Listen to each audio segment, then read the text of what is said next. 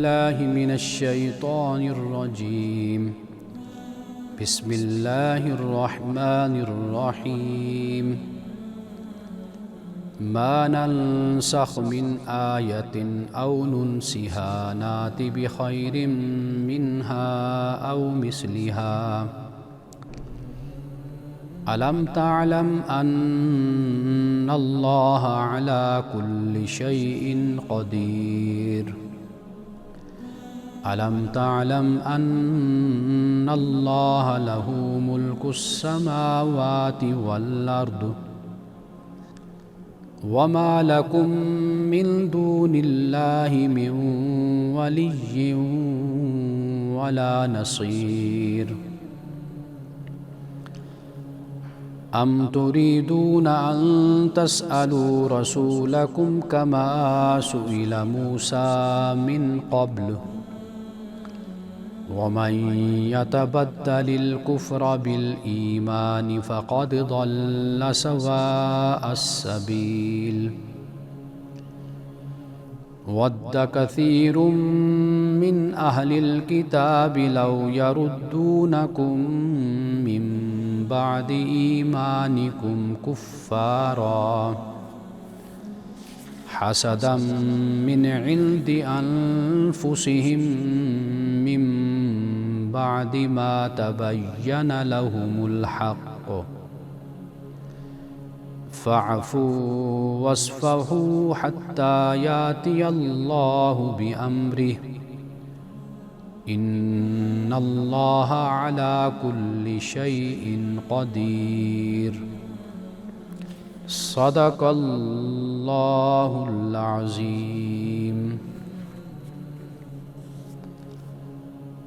ہم اپنی جس آیت کو منسوخ کر دیتے ہیں یا بھلا دیتے ہیں اس کی جگہ اس سے بہتر لاتے ہیں یا کم از کم ویسی ہی. کیا تم جانتے نہیں ہو کہ اللہ ہر چیز پر قدرت رکھتا ہے؟ کیا تمہیں خبر نہیں ہے کہ زمین اور آسمانوں کی بادشاہی اللہ ہی کے لیے ہے اور اس کے سوا تمہاری خبر گیری کرنے اور تمہاری مدد کرنے والا کوئی نہیں ہے؟ کیا تم چاہتے ہو کہ اپنے رسول سے اس طرح کے سوال کرو جس طرح کے سوال اس سے پہلے موسیٰ سے کیے گئے؟ اور جو لوگ ایمان کو کفر سے بدل لیں گے وہ سیدھی راہ سے بھٹک گئے.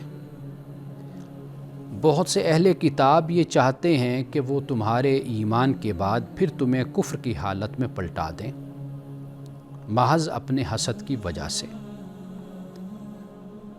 حق کے اچھی طرح واضح ہو جانے کے باوجود درگزر کرو اور نظر انداز کرو یہاں تک کہ اللہ اپنا فیصلہ صادر فرمائے. بے شک اللہ ہر چیز پر قادر ہے. پروگرام الکلام میں آپ تمام دیکھنے والوں کو خوش آمدید. آج میں نے سورۃ البقرہ کی آیت نمبر 106 سے 109 تک تلاوت کی ہے اور ترجمہ بھی بیان کیا ہے. ہم آیت نمبر 105 جو کل ہم نے پڑھی تھی اور اس پر مختصر بات بھی کی تھی، میں چاہوں گا کہ یہاں سے میں اپنی گفتگو کو شروع کروں. آیت نمبر 105 میں اللہ سبحانہ و تعالیٰ نے دو گروہوں کا ذکر کیا، یعنی جو کفر کرنے والے ہیں، یعنی ایک اہل کتاب کا اور ایک گروہ مشرکین کا. اہل کتاب میں دو یہود اور نصارہ اور مشرکین میں کفار مکہ جو بتوں کی پوجا کرنے والے تھے، پرستش کرنے والے تھے. ان کا ذکر یہاں اللہ سبحانہ و تعالیٰ نے اس طرح کیا کہ جس طرح یہود و نصارہ حسد کرتے ہیں مسلمانوں سے، اور اسی طریقے سے کفار بھی، کہ اللہ سبحانہ و تعالیٰ کی طرف سے یعنی تمہارے رب کی طرف سے جو خیر تم پر نازل ہوئی ہے وہ اس خیر کو پسند نہیں کرتے کہ بھئی تم پر کیوں نازل ہوئی، یعنی تمہیں کیوں منتخب کیا گیا. اللہ سبحانہ و تعالیٰ یہ فرماتا ہے کہ وہ اپنی رحمت سے جسے چاہتا ہے وہ منتخب کرتا ہے، خاص کر لیتا ہے۔ یعنی سورۃ الانعام میں فرمایا اللہ اعلم حیث یجعل رسالتہ، اللہ زیادہ جانتا ہے کہ کہاں اس نے اپنی رسالت کو رکھنا ہے، یعنی کس کو اس نے رسول بنانا ہے، اپنا نبی بنانا ہے، اپنا نمائندہ بنانا ہے، یہ تو اللہ ہی جانتا ہے، یہ اللہ کے علم میں۔ تو لہٰذا اس معاملے میں حسد کرنے کے بجائے، اس معاملے میں جلنے کے بجائے، تعصب کا مظاہرہ کرنے کے بجائے، اللہ کی جو تقسیم ہے اور اللہ نے جس کو خاص کر لیا، تم بھی اسی پر ہی ایمان لاؤ اور اسی کو چن لو۔ واللہ ذو الفضل العظیم، اللہ فضل عظیم والا ہے، بڑے فضل والا ہے اللہ۔ اب یہاں اللہ سبحانہ و تعالیٰ نے یعنی ویسے تو 3 گروہ ہیں، یہود، نصارہ اور مشرکین، لیکن 2 اس لیے کہ اہل کتاب میں وہ 2 گروہ آ گئے اور مشرکین یہ علیحدہ گروہ ہو گیا۔ یعنی مسلمانوں کے معاملے میں اور پیغمبر اسلام صلی اللہ علیہ وسلم کے معاملے میں ان کا رویہ یہ ہے۔ اب اس کے بعد یہاں پر نسخ کی بات کی گئی ہے۔ اب آئیے ذرا اس پر بات کرتے ہیں۔ یہود یعنی اہل کتاب مسلمانوں کے دلوں میں وسوسہ ڈالا کرتے تھے، اور وہ وسوسہ کیا تھا؟ وہ یہ کہ جب قرآن حضرت موسیٰ علیہ السلام کو خدا کا پیغمبر اور تورات کو خدا کی کتاب تسلیم کرتا ہے، تو پھر تورات کے احکام کے رد و بدل کا کیا معنی کہ اس میں تبدیلی کر دی جائے؟ یعنی جب قرآن یہ مانتا ہے کہ حضرت موسیٰ علیہ السلام خدا کے پیغمبر ہیں اور تورات خدا کی کتاب ہے، تو پھر بھلا رد و بدل کی کیا ضرورت؟ اب وہ کہتے ہیں کہ کیا خدا اپنے ہی بنائے ہوئے قوانین کو خود اپنے ہاتھوں بدلتا ہے؟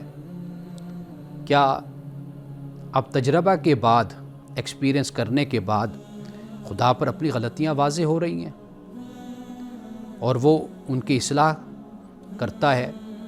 یعنی یہ اس طرح مسلمانوں میں ایک لحاظ سے وسوسہ وہ ڈالنے کی کوشش کرتے ہیں کہ کیوں اللہ سبحانہ و تعالیٰ یعنی جب قرآن حضرت موسیٰ کی بھی تصدیق کر رہا ہے، وہ پیغمبر ہیں، تورات کو بھی مانتا ہے کہ وہ اللہ کی کتاب ہے، تو پھر اس رد و بدل کی ضرورت کیا ہے احکام میں؟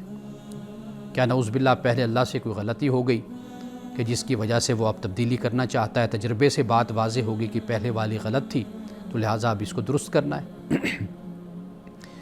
اس قسم کے وہ اعتراضات اور اس طرح کے سوالات وہ اٹھا کر یہود مسلمانوں کو قرآن اور رسول اللہ صلی اللہ علیہ وسلم سے بدگمان کرنے کی وہ کوشش کرتے تھے۔ تو قرآن نے یہ ان کا جواب دیا ہے کہ تورات کا جو قانون منسوخ کیا جاتا ہے اس سے بہتر قانون اس کی جگہ دیا جاتا ہے، اور پھر اسی طرح تورات کے جو احکام یہود نے فراموش کر دیے ارادتاً، جان بوجھ کر، اپنے مذہبی مفادات کے لیے، ذاتی مفادات کے لیے ان کو فراموش کر دیا، تو ان کی پھر اللہ پاک کہتا ہے کہ ان کی تجدید کی جاتی ہے، اور اگر تجدید نہیں کی جاتی تو پھر یہ ہوتا ہے کہ بلکہ ان کو نظر انداز کرایا جاتا ہے، تو ان سے ملتے جلتے احکام پھر دیے جاتے ہیں۔ یعنی اس تبدیلی سے اللہ سبحانہ و تعالیٰ اپنے بندوں کو ایک خوب سے خوب تر کی طرف بڑھا رہا ہے۔ دوسرے دین کی جو دولت ضائع کر دی گئی تھی، اس کی جگہ دین کے خزانہ کو نئی دولت سے معمور کر دیا گیا۔ یعنی وہ دین کہ جس کے احکام تھے تورات میں بیان کیے گئے، تورات کا مطلب بھی قانون ہوتا ہے، اس کو جب ضائع کر دیا گیا تو اس کی جگہ اللہ سبحانہ و تعالیٰ نے ایک دین کا جو خزانہ ہے وہ نئی دولت کے ساتھ بھر دیا، اس کو معمور کر دیا۔ یعنی دونوں باتوں میں سے کوئی بات بھی ایسی نہیں ہے جو قابل اعتراض قرار دی جا سکے۔ اب ذرا پھر دوبارہ ہم اس کا ترجمہ پڑھتے ہیں تاکہ بات آپ پر واضح ہو جائے۔ وہ یہ ہے کہ ما ننسخ من آیت او ننسیہا ناتی بخیر منہا او مثلہا، ہم اپنی جس آیت کو منسوخ کر دیتے ہیں یا بھلا دیتے ہیں اس کی جگہ اس سے بہتر لاتے ہیں یا کم از کم ویسی ہی۔ تو فرمایا کیا تم جانتے نہیں کہ اللہ ہر چیز پر قدرت رکھتا ہے؟ یعنی اللہ نے آخری دین بھیجا، رسول اللہ صلی اللہ علیہ وسلم کو آخری پیغمبر بنا کر بھیجا، تو یہ قرآن مہیمن بھی ہے۔ مہیمن کا مطلب یہ نگہبانی کرنے والا، نگرانی کرنے والا، یعنی وہ جو حکم تبدیل کر دیا گیا، بدل دیا گیا، اس کو بالکل ختم کر کے مٹا کر اس کی جگہ دوسرا حکم لایا گیا۔ اگر کسی میں کوئی ترمیم کی گنجائش تھی، امینڈمنٹ کی، اس کو ترمیم کے ساتھ اس کو بتا دیا گیا، یعنی اس کی درست شکل کر کے سنوار کر اس کو اللہ سبحانہ و تعالیٰ نے بتایا۔ تیسری بات، اگر کوئی حکم ایز اٹ از ہے تو اس کو ایز اٹ از ہی نقل کر دیا گیا، یعنی اس میں کوئی تبدیلی نہیں کی گئی، کوئی تحریف نہیں کی گئی، کوئی فراموش نہیں کیا گیا، اور اپنی روایات اور رسوم اور رواج کے بوجھ تلے اس کو دبا نہیں دیا گیا، تو وہ ویسے کا ویسے پھر قائم رکھا گیا۔ تو ناظرین کرام، یہی صحیح اپنی گفتگو کا سلسلہ دوبارہ ہم جوڑتے ہیں ایک وقفے کے بعد۔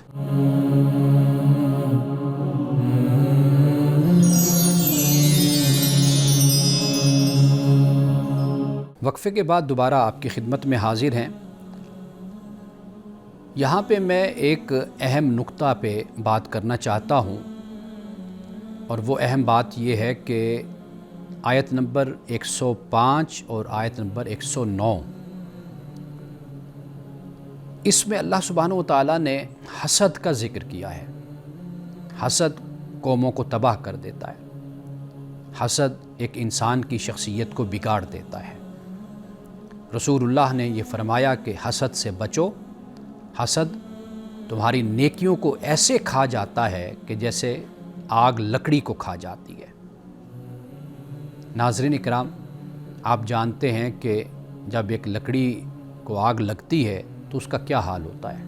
کچھ بھی نہیں رہتا، وہ بالکل ہی ایک راکھ بن کر رہ جاتی ہے، اس کی کوئی وقت اور کوئی حیثیت نہیں ہوتی، اس کا کوئی وجود نہیں ہوتا، آپ ایک پھونک سے اس کو اڑا دیتے ہیں۔ تو اس طرح حسد انسان کی نیکیوں کو کھا جاتا ہے۔ یہ ایک بہت بڑی مرض ہے۔ آج ہمارے معاشرے میں یہ مرض عام ہے، یعنی کسی کے پاس 2 پیسے آ جائیں تو حسد شروع، کسی کو ذرا عزت مل جائے تو بس حسد میں جل بھن گئے، اگر کسی نے اچھے کپڑے پہن لیے تو اسی میں ہی جل گئے، جلن ہو گئی کہ بھئی اچھے کپڑے اس نے کیوں پہن لیے۔ اللہ پہ توکل نہیں رہا، تقویٰ نہیں رہا، اللہ پہ بھروسہ نہیں ہے، اللہ سے تعلق نہیں ہے کہ دعا کے ذریعے اللہ سے مانگا جائے، سوال کیا جائے۔ اب آئیے، یہ جو حسد ہے، سب سے بڑا نقصان اس کا کیا ہے کہ قرآن مجید نے آیت نمبر 105 اور 109 کا ترجمہ میں دوبارہ پڑھوں گا، لیکن میں پہلے اس پر ذرا بات کر لوں۔ آیت نمبر 105 اور 109 میں حسد کو مرکزی بیماری بتایا گیا ہے، یعنی ایسی مرکزی بیماری کہ یہ وہ نفسیاتی زہر ہے کہ جو انسان کو حق سے اندھا کر دیتا ہے۔ دیکھ لیجئے آپ، اس حسد کی بنیاد پر حق سے اندھے ہو گئے، نابینا ہو گئے، حق کی طرف رجوع ہی نہیں کیا، پلٹے نہیں حق کی طرف۔ یعنی حسد انسان کو علم کے باوجود، جاننے کے باوجود انکار پہ مجبور کرتا ہے۔ قرآن مجید نے جہاں پر بھی بات کی یعقلون یعلمون، کہ یہ لوگ جانتے ہیں، یہ سمجھتے ہیں، اس کے باوجود پھر انکار کرتے، تو وجہ کیا ہے؟ وجہ حسد ہے، کہ علم کے باوجود بھی انکار پر مصر رہتا ہے انسان۔ کیوں؟ اس حسد کی وجہ سے۔ اور یہ بھی قرآن مجید نے بتایا ہے کہ یہ جو کفر ہے یہ اکثر طور پر علمی نہیں ہوتا، یعنی انکار یہ علمی نہیں ہوتا، اکثر طور پر یہ نفسیاتی ہوتا ہے، یعنی نفسیاتی رویہ اور نفسیاتی مسئلہ ہوتا ہے۔ آپ ذرا نظر دوڑا کر دیکھ لیجئے، جو حق کا انکار کرتے ہیں، سچی بات، حق بات سامنے ہے بالکل، پھر اس کو نہیں مانتے، تو یہ علمی رویہ نہیں ہوتا، یہ نفسیاتی مسئلہ ہوتا ہے کہ میں نہ مانوں بس۔ جیسے کسی بادشاہ کا جو بیٹا تھا، اس کے لیے جو استاد رکھا گیا، تو بادشاہ نے کہا کہ اس کو آپ نے عالم بنانا ہے، تو استاد نے شاگرد کو مختصر وقت میں عالم بنا دیا، بس یہ بات سکھا دی کہ بیٹا کوئی مسئلہ بھی ڈسکس ہو آپ کہیں جی میں نہیں مانتا۔ تو بادشاہ بڑا حیران اور ششدر کہ میرا بیٹا تو اتنا بڑا عالم بن گیا، کوئی مسئلہ اس کے سامنے رکھ دیں، خدا پر بات کر لیں، رسالت پر بات کر لیں، آخرت پر بات کر لیں، بعث بعد الموت پر بات کر لیں، قبر سے اٹھنے پر بات کر لیں، خدا کی بارگاہ میں حاضری پر بات کر لیں، جنت جہنم پر بات کر لیں، بڑے سے بڑا مسئلہ اس کے سامنے رکھتے ہیں، کہتے میں نہیں مانتا، یہ کتنا بڑا عالم بن گیا۔ تو یہ جو رویہ ہے قرآن اس کو بیان کرتا ہے کہ یہ نفسیاتی مرض ہوتی ہے۔ آپ کو بہت سے لوگ اس نفسیاتی مرض میں مبتلا آپ کو نظر آئیں گے اپنے معاشرے میں، اور اس کی بنیاد کیا ہے؟ اس کی بنیاد حسد ہے، جو انسان کو نفسیاتی مریض بنا دیتا ہے۔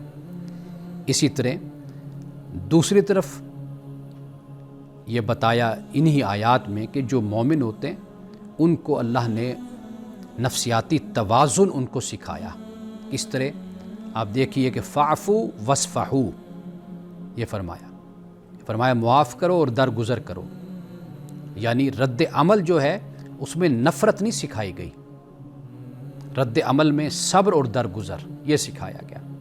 یہ بھی تو ہو سکتا تھا نا کہ رد عمل میں اللہ یہ فرمایا کہ تم ان سے لڑ پڑو، جنگ کرو، ان کی گردنیں اتار دو، گالم گلوچ کرو، ان کو ایسا کر دو ویسا کر دو۔ نہیں، یہ نہیں فرمایا فاعفو وصفحو، صرف فاعفو بھی نہیں فرمایا، وصفحو بھی ساتھ فرمایا۔ یعنی فاعفو میں یہ ہوتا ہے کہ آپ معاف کر دیتے ہیں، وصفحو میں یہ ہوتا ہے کہ آپ نہ جتاتے ہیں اور آپ یاد بھی نہیں رکھتے، بھلا دیتے ہیں، یہ وصفحو ہے۔ اللہ کہتا ہے کہ ان کے کی ہوئی زیادتیوں کو تم یاد ہی نہ کرو، اس کے بھی اپنے اثرات انسانی وجود پر ہوتے ہیں، انسانی نفسیات پر ہوتے ہیں، اور فرمایا جتاؤ بھی نہ کہ بھئی انہوں نے تمہارے ساتھ یہ زیادتی کی وہ زیادتی کی، تو آگے چلو بس۔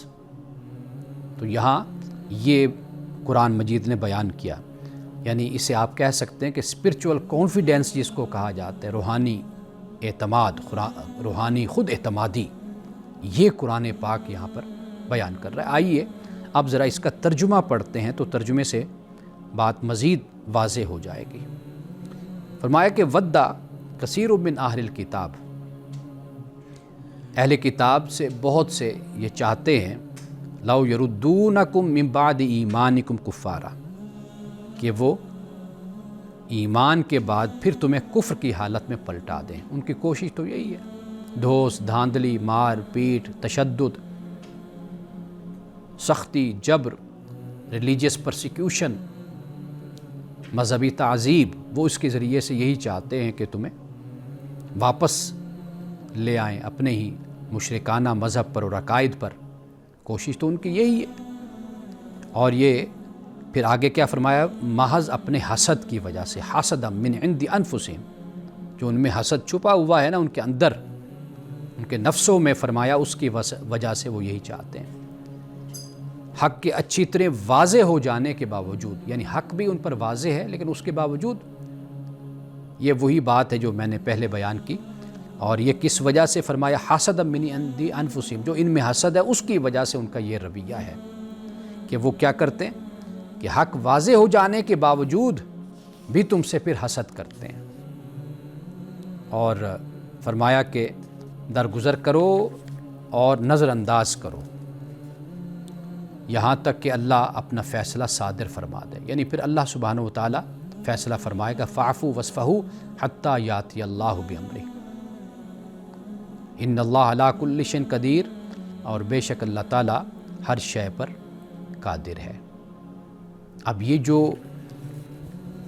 قرآن یہ بیان کرتا ہے کہ کوشش ان کی یہ ہے کہ واپس پلٹو، اب یہ ایک دو الفاظ ہیں بس، لیکن اگر تھوڑا سا آپ مطالعہ کیجئے، آپ دیکھیے کہ جو شخص مسلمان ہوتا تھا اس کے ساتھ کفار کا رویہ کیا ہوتا تھا۔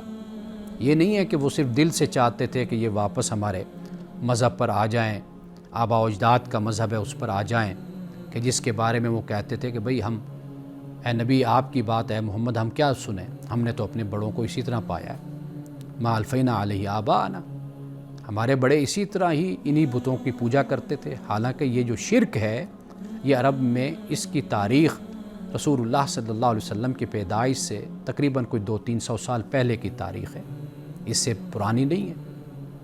لیکن چونکہ جو نسل پیدا ہوئی اس نے اپنے بڑوں کو ایسا کرتے ہوئے دیکھا، تو انہوں نے کہا کہ اے محمد ہم آپ پر کیسے ایمان لائے، ہم نے تو اپنے آباء و اجداد کو، اپنے بڑوں کو اسی طرح کرتے ہوئے دیکھا۔ آپ اندازہ کیجئے کہ جو تشدد ہے، جسے میں ریلیجیس پرسیکیوشن کہہ رہا ہوں، مذہبی تعذیب، یہ مسلمانوں پر سب سے پہلے شروع ہوئی۔ یعنی کفار نے، مشرکین نے سب سے پہلے مسلمانوں پر جبراً اپنا عقیدہ مسلط کرنے کی کوشش کی۔ قرآن پاک نے اس لیے کہا کہ وَقَاتِلُوهُمْ حَتَّى لَا تَكُونَ فِتْنَةٌ، ان سے جنگ کرو یہاں تک کہ فتنہ نہ رہے۔ یعنی فتنہ نہ رہے سے مراد کیا ہے؟ یعنی یہ جو ریلیجیس پرسیکیوشن ہے، مذہبی جبر ہے، یہ نہ رہے، ہر شخص آزاد ہو جائے اور آزادی سے زندگی گزارے، وہ جس عقیدے کو اختیار کرنا چاہتا ہے اس کو اختیار کر لے، اس کو پوری آزادی ہونی چاہیے۔ یعنی اسلام کی سب سے پہلی جنگ اس جبر کے خلاف تھی، مذہبی جبر کے خلاف تھی، اور یہی جنگ اسلام کی تھی کہ ہر شخص آزاد ہے، جو جسے حق اور سچ سمجھتا ہے وہ اسی کو اختیار کر لے۔ تو یہاں پر قرآن پاک نے ہمیں یہ بات سمجھا دی کہ جو حسد ہے یہ جڑ ہے، یہ شر کی بنیاد ہے۔ اگر ہم شر سے بچنا چاہتے ہیں، برائی سے بچنا چاہتے ہیں، اور حق کو جاننا اور حق پر چلنا چاہتے ہیں، تو پھر ہمیں چاہیے کہ یہ جو ہمارے اندر حسد کی بیماری ہے ہم اس کو اپنے وجود سے ختم کر دیں، اور بالکل حق کے سچے طالب بن کر ہم قبول کریں جو بات سچ ہے، جو حق ہے۔ وقفے کے بعد آپ کے سوالات پہ ہم بات کریں گے۔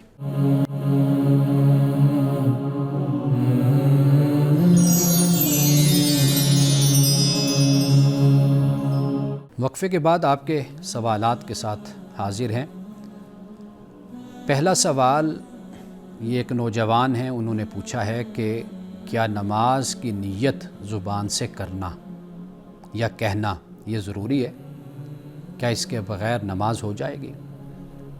یعنی جیسے ہم نماز پڑھتے ہیں تو ہم نیت باندھتے ہیں اور زبان سے، منہ سے الفاظ بولتے ہیں کہ میں نیت کرتا ہوں مثال کے طور پر نماز عصر کی، اور واسطے اللہ تعالیٰ کے 4 رکعت نماز عصر، واسطے اللہ تعالیٰ کے، اور پیچھے اس امام کے، جو بھی منہ طرف قبلہ شریف کے، یہ ہمارے ہاں عام طور پر ہمیں سکھایا گیا۔ تو سب سے پہلے تو یہ بات یاد رکھیے کہ یہ جو زبان کی نیت ہے یہ تقریباً کوئی 500 سال بعد یہ رائج ہوئی، یعنی پہلے اس کا کوئی وجود نہیں تھا۔ اور یہ بات جو میں نقل کر رہا ہوں یہ میں نے نوجوانی میں، ایک کتاب ہے مفتی احمد یار خان صاحب رحمۃ اللہ علیہ کی، گجرات کے ایک بڑے عالم گزرے ہیں، ان کی کتاب میں یہ بات میں نے پڑھی تھی کہیں پر، تو انہوں نے یہ نقل کیا کہ 500 سال کے بعد تقریباً یہ جو زبان سے اردو میں یا فارسی، عربی جو بھی ہے، نیت زبان سے دہرانا، بولنا، یہ در حقیقت 500 سال کے بعد اس کا رواج ہوا تھا، پہلے یہ نہیں تھا۔ رسول اللہ صلی اللہ علیہ وسلم نے کبھی نماز شروع کرنے سے پہلے نیت زبان سے ادا نہیں کی تھی، آپ صرف تکبیر کہتے اور نماز شروع کر دیتے تھے۔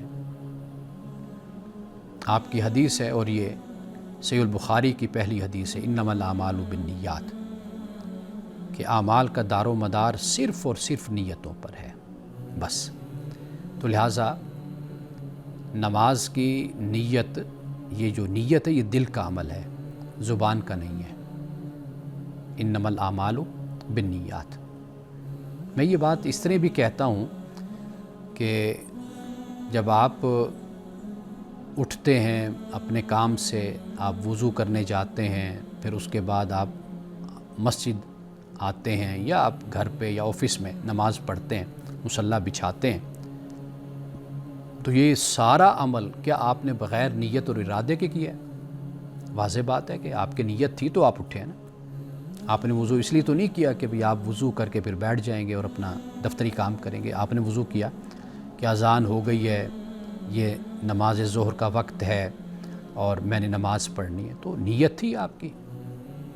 اسی طرح آپ روزہ رکھتے ہیں تو کیا پورا سال بہت کم لوگ ہیں جو اٹھتے ہیں آدھی رات کو، نصف شب کو، اور روزے کے لیے سحری کے وقت، تو آخر آپ اٹھے ہیں تو کیوں اٹھے ہیں؟ یہی ہے کہ آپ روزہ رکھیں گے، کھانا کھائیں گے، تو نیت تو آپ کی ہو گئی۔ تو اتنا جو پورا عمل آپ نے آدھے گھنٹے کا، 20 منٹ کا، 15 منٹ کا جو آپ نے کیا سارا عمل، تو یہ بغیر نیت کے ہو گیا تھا کہ اب اسپیشل آپ کو زبان سے بولنا پڑے گا؟ نہیں، کوئی ضرورت نہیں اس کی۔ تو نیت اصل میں ہے ہی ارادے کا نام۔ تو جو علماء کرام کا جو کہنا ہے وہ بھی بات میں آپ کے سامنے رکھ دیتا ہوں۔ وہ کہتے ہیں کہ زبان سے نیت کسی کے لیے یکسوئی اور توجہ پیدا کرنے میں مددگار ثابت ہو سکتا ہے۔ ہاں یہ ہے، یعنی آپ اس کو کوئی نماز کا رکن نہ سمجھیے، یہ نہ سمجھیے کہ بھئی اگر یہ نہ کیا تو پھر نماز ہی نہیں ہوگی، ایسا نہیں ہے۔ ہاں یہ ہے کہ بعض لوگ ایسے ہوتے ہیں وہ ذرا یکسوئی اور توجہ پیدا کرنے کے لیے مدد لے لیتے ہیں زبان سے نیت بولنے کے لیے۔ ہاں اگر کوئی زبان سے یہ جملہ آخری جو ہے یہ آپ اس کو یاد کر لیجئے اور توجہ سے سنیے، اگر زبان سے نیت کہنا فرض یا شرط سمجھ لیا جائے تو یہ بدعت ہے۔ یعنی وہ چیز جو اللہ نے فرض نہیں کی، آپ نے اس کو اگر اپنے اوپر فرض کر لیا تو یہ بدعت ہوتی ہے۔ اگر بدعت کی سادہ تعریف کروں تو یہ ہے کہ جس چیز کا جو مقام ہے آپ اس کو اس جگہ رکھنے کے بجائے اس فعل کا یا عمل کا، اس چیز کا آپ مرتبہ بڑھا دیں تو در حقیقت یہ بدعت ہوتی ہے۔ جتنا مرتبہ اللہ نے دیا، جو اس کی حیثیت ہے اور جو اس کا لیول ہے، جو مرتبہ ہے، اس کو اسی جگہ پر ہی رکھنا چاہیے۔ یہ بات بہت ہی اہم بات ہے۔ ہم اپنی زندگی میں دین کے معاملے میں ہمیشہ یہاں پر ٹھوکر کھاتے ہیں۔ اللہ نے نماز فرض کی ہے تو وہ فرض ہے، اللہ نے روزہ فرض کیا وہ فرض ہے، اللہ نے زکوٰۃ صاحب استطاعت پر فرض کی وہ فرض ہے، حج جو شخص یعنی زکوٰۃ تو ہے نا جو صاحب نصاب ہے، اور حج صاحب استطاعت تو اس پر فرض ہے۔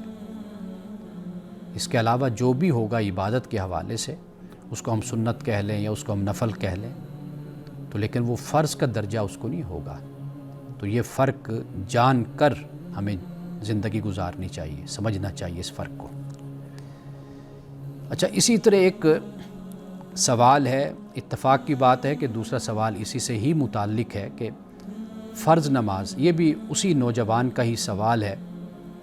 تو وہ یہ پوچھتے ہیں کہ فرض نماز کے علاوہ سنتیں اور نفل کیا ان کی ادائیگی ضروری ہے؟ اگرچہ انہوں نے جو مجھے بھیجا اس میں انہوں نے فرض کا لفظ استعمال کیا، یعنی فرض نماز کے علاوہ سنتیں اور نوافل کیا ان کی ادائیگی بھی فرض ہے؟ یہ سوال ہے۔ تو اب ذرا تھوڑا سا اس پر ہم بات کرتے ہیں۔ ذرا آپ دیکھیے، ہمارے فقہاء کرام نے 3 حصوں میں نماز کو تقسیم کیا، یعنی جو ہم نماز پڑھتے ہیں نا، اس کو انہوں نے 3 حصوں میں تقسیم کیا ہے۔ ایک تو وہ فرض کہتے ہیں، دوسرا وہ سنت کہتے ہیں، اور تیسرا وہ نفل کہتے ہیں۔ تو ان 3 حصوں میں انہوں نے تقسیم، یہ فقہاء کرام کی تشریح ہے، یہ بات یاد رکھیے، یہ ان کا استنباط ہے، یہ ان کا استخراج ہے، یہ ان کی رائے ہے، ان کا فتویٰ ہے، اور یہ رائے اور یہ فتویٰ ان کی تحقیق ہے۔ اس مسئلے پر بھی فقہاء کے درمیان اختلاف ہوتا ہے۔ جہاں اختلاف ہو تو یہ بات یاد رکھیے، وہ آپ کی سہولت کے لیے اختلاف ہے، آپ کی پریشانی کے لیے نہیں ہے، تنگی پیدا کرنے کے لیے نہیں ہے، توسع کے لیے اختلاف، فلیکسیبلٹی کے لیے اختلاف ہے۔ یعنی آپ کے سامنے 3-4 ائمہ کی رائے آ جاتی ہے، آپ کو سہولت ہو جاتی ہے کہ آپ ان میں سے کسی رائے پر، جس پر آپ مطمئن ہوتے ہیں، سمجھ کر، جان کر، پوچھ کر آپ اس کو اختیار کر لیں۔ اس سوال کے جواب میں مزید ہم بات کرتے ہیں، لیکن ایک وقفے کے بعد۔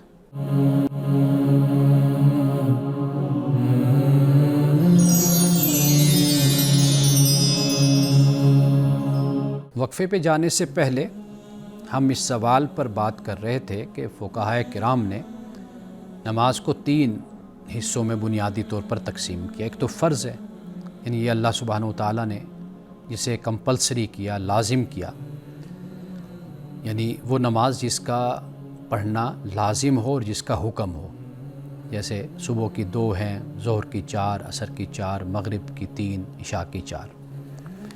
پھر جو رسول اللہ صلی اللہ علیہ وسلم نے فرض نماز کے علاوہ، یہ بھی یاد رکھیے کہ رسول اللہ فرض نماز کے علاوہ جو پڑھتے تھے وہ آپ کے لیے نفل تھے، یعنی وہ اضافہ آپ نے فرمایا، وہ آپ گھر میں جا کر پڑھا کرتے تھے۔ یہ بھی بات رکھنی چاہیے، مسجد میں نہیں، گھر میں جا کر فرض کے علاوہ نماز پڑھتے، تاکہ گھر والوں کی بھی تربیت ہو۔ اور یہ جو نفل ہم کہتے ہیں، اس کا ترجمہ فضول نہیں ہوتا، اس کا ترجمہ اضافی ہے، یعنی فرض کے علاوہ جو عبادت ہوگی وہ نفل کہلائے گی۔ تو یہ جو فضول ترجمہ کرنا ہے، یہ عبادت کے درجے کو اور اس کی حیثیت کو کم بھی کرتا ہے، اور یہ علمی زبان بھی نہیں ہے، علمی لہجہ بھی نہیں ہے، اس انداز سے بات نہیں کرنی چاہیے۔ خاص طور پہ جب دین پر بات کی جائے تو پھر بہت ہی محتاط طریقے سے بات کرنی چاہیے۔ تو لہٰذا سنت پہ جب ہم بات کرتے ہیں، جو فقہائے کرام نے بیان کیا کہ سنت مؤکدہ اور سنت غیر مؤکدہ، یعنی مؤکدہ وہ ہے کہ جسے رسول اللہ نے نہیں چھوڑا، اور فقہا نے کہا کہ گناہ نہیں ہے لیکن محرومی ہے، بہرحال کہ رسول اللہ کا ایک عمل جو یعنی نماز کے حوالے سے ہے، وہ ایک مسلمان چھوڑ دیتا ہے تو محرومی ہے، تو لیکن یہ ہے کہ اس کا گناہ نہیں ہے، اور جو نفل ہے اس کے پڑھنے پر ثواب ہے، لیکن چھوڑنے پر کوئی مواخذہ نہیں ہے۔ تو یہ ایسے ہی ہے کہ آپ جب فرض ادا کر رہے ہیں تو یہ فرض جو ہے، ایک حدیث کے مطابق رسول اللہ نے فرمایا کہ سب سے پہلے بندے سے قیامت کے دن جو سوال کیا جائے گا وہ نماز کے بارے میں ہوگا۔ تو لہٰذا اس کو اہمیت دینی چاہیے اور اس کا خیال خاص طور پہ رکھنا چاہیے۔ ہاں، ایسی صورت ہوتی ہے کہ جیسے لوگ اپنے آفس میں ہوتے ہیں، دکان پر ہوتے ہیں، مصروفیت بہت زیادہ ہوتی ہے، تو ڈر اس بات کا ہوتا ہے کہ بھئی پوری نماز پڑھیں گے تو کاروبار سے توجہ ہٹے گی اور وہاں پر مسائل پیدا ہوں گے، اگر نہیں پڑھتے تو گناہ گار ہوں گے، تو کیا کریں؟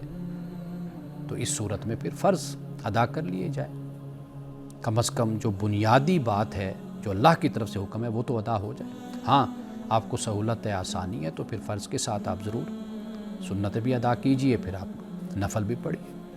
یہ تو وہ چیز ہے کہ انسان فرض بھی ادا کرتا ہے، ایک حدیث کے مطابق نفل پڑھتا ہے تو وہ اللہ کا قرب اس کو نصیب ہوتا ہے۔ وہ تو حکم تو ڈیوٹی ہو گئی نا، ذمہ داری ہو گئی، لیکن جہاں پر محبت ہوتی ہے وہاں پر پھر صرف عدل نہیں ہوتا، وہاں پر پھر احسان بھی ہوتا ہے، اضافہ بھی ہوتا ہے، پھر آگے بڑھ چڑھ کر اس کام کو مزید خوبصورت کر کے دکھایا بھی جاتا ہے۔ تو یہ تعلق اور محبت کی بات ہے۔